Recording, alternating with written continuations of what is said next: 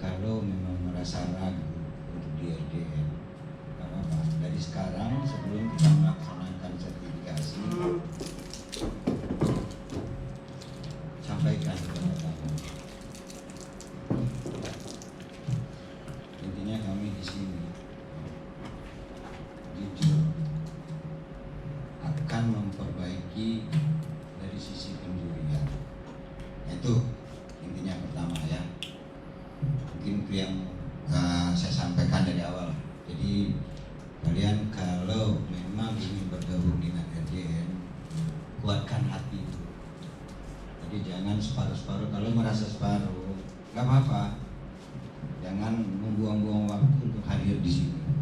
Ya, itu harapan dari kami. Oke, kita beranjak lain dulu ya. Saya mungkin memperkenalkan diri dulu. Buat rekan-rekan mungkin yang belum kenal, saya adalah Bandi, Kepala Divisi Organisasi dan Kegiatan RDN Pusat. Nah, kebetulan saya juga ditunjuk oleh Pak Priyo untuk membawahi RDN Sumatera, termasuk juga RDN Kalimantan. Itu nanti penanganannya ada di bawah saya semua nanti. Insya Allah amanah yang diberikan ini mudah-mudahan bisa saya jalankan. Ini yang saya harapkan kepada rekan-rekan. Jadi pemahaman ini nanti ke depan, tolong betul-betul ya, tolong betul-betul ingat. Kita di sistem semua ada perubahan nanti akan kita sampaikan detailnya. Tapi saya dulu ingin absensi dulu kawan-kawan semua. Andi Aneko mana? Oh, Andi Giting ya? Iya. Kok independen aja Andi Giting? Independen, Ronggolawe, oh AP Jaya ya? Iya. Oke. Edi Sutarman. Siap. Oke. Ini BNR juga ya Edi? Ya. Ronggolawe juga enggak ya? Enggak, belum ya? Pernah sebentar ya. Teguh Wibowo. Independen Rio ya, di AP Jaya.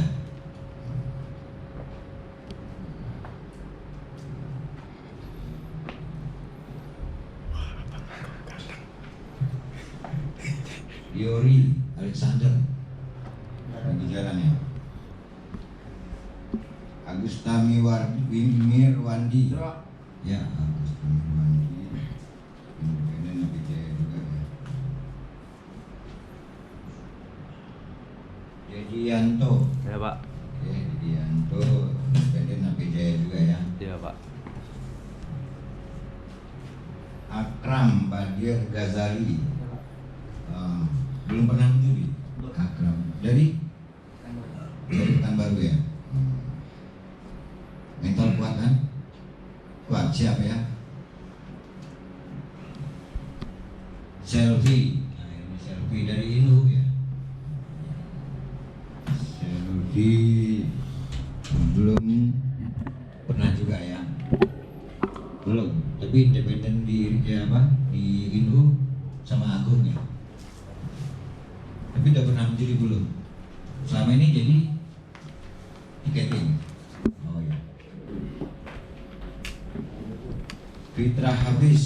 Oke. Tata APJ semua ya. Beri. Oke. Hafal Beri. Suprianto. Suprianto dari APJ ya. Mulai lama. Dari 2016. 2016 ya. Waktu saya diklat ini ya, ada masih ada ya. Pak Rio sama Rio, siapa yang belum ya? Pak Rio di situ. Rio misi.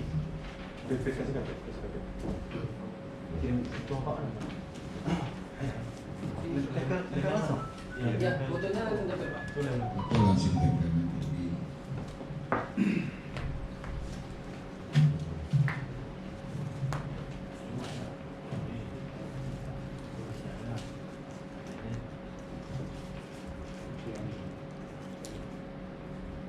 Baik, kawan-kawan semua ya, teman-teman semua.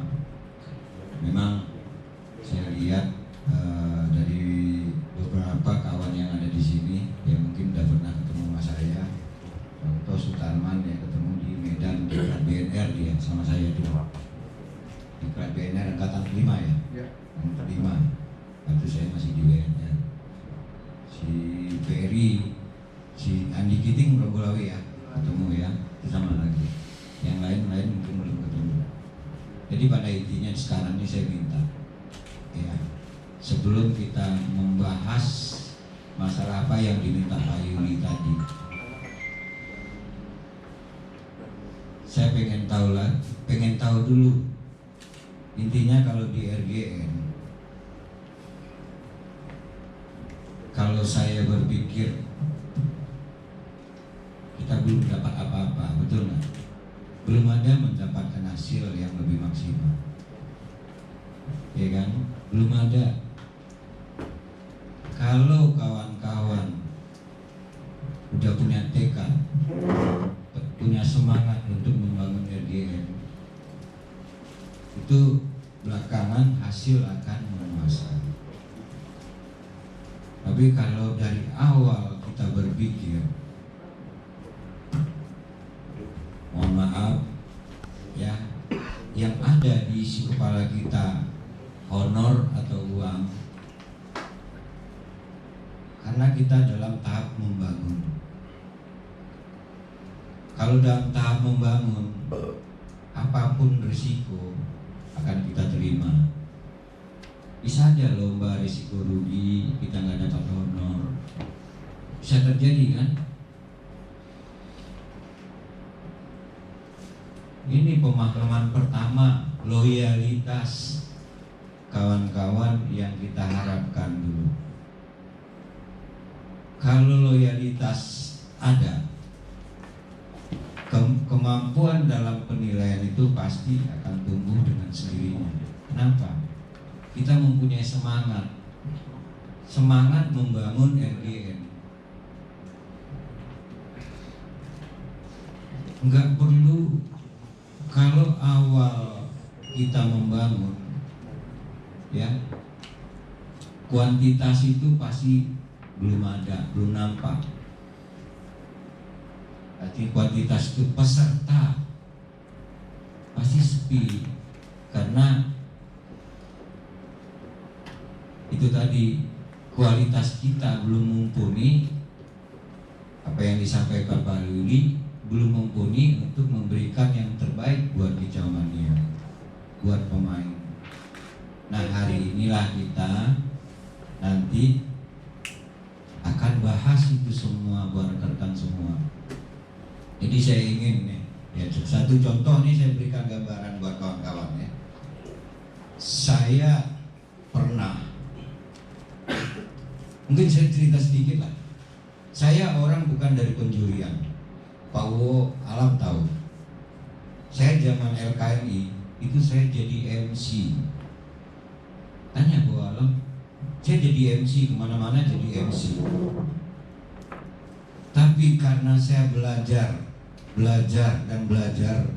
untuk bagaimana cara penjurian, bagaimana cara penilaian dulu, bagaimana menyikapi pemain yang arogan, bagaimana menyiasati pemain jangan sampai terjadi protes keras. Itu saya pelajari semua. Jadi yang nggak pintar menilai burung, yang nggak pintar, cuma pintar merawat aja. Dulu saya cuma hobinya wami. Tapi karena terus belajar, lihat di lapangan, karena saya sering di lapangan belajar dan belajar, akhirnya bisa untuk mensiasati semua, gimana keluhan di lapangan, gimana cara penilaian di lapangan. Nah, berikutnya juga pernah saya juga di BNR, ya kan? BNR itu adalah cabang pertama di Indonesia, itu adalah di Batam. Waktu Bang Boy aja saya kerjasama. Begitu juga di Ronggolawe. Ronggolawe saya dipercaya sama Pak Jebon untuk pengembangan Sumatera. Pertama ada Ronggolawe Sumatera itu adalah Jambi. Kedua Medan. Palembang. Berawal dari situ, mulailah membangun. Kalau di BNR memang enak, duit Bang Boy banyak waktu itu. memang enak. Di Rogolawe juga enak, cuma di Rogolawe kita mulai pengembangan, ya, mulai jalan. Saya masih ingat lomba di mana, daerah Jambi atau Bengkulu. Saya pernah nggak dapat apa-apa, cuma saya dikasih ongkos, tapi saya terima dengan senang hati. Berapa jauh perjalanan? Nah itu tadi, dengan niat tadi, niat baik tadi untuk bisa memberikan yang terbaik, bisa membangun. Nah itulah akhirnya benar, serius, saya nggak dapat apa-apa. Itu saya ceritakan lagi, ya kan. Mulailah saya di BNR 2008, saya berhenti kerja. Udah kena PHK. Zaman-zaman kena PHK. Ini kan cerita sedikit ya. Jadi kena PHK, saya nggak kerja lagi. Dengan belajar tadi, ya kan, dengan alhamdulillah, dengan penjurian ini saya dipanggil ke sana. Anak saya 3 orang laki-laki, semua masih sekolah. Ada yang SD, ada yang SMP, ada yang SMA. Ini bukan saya bangga, bukan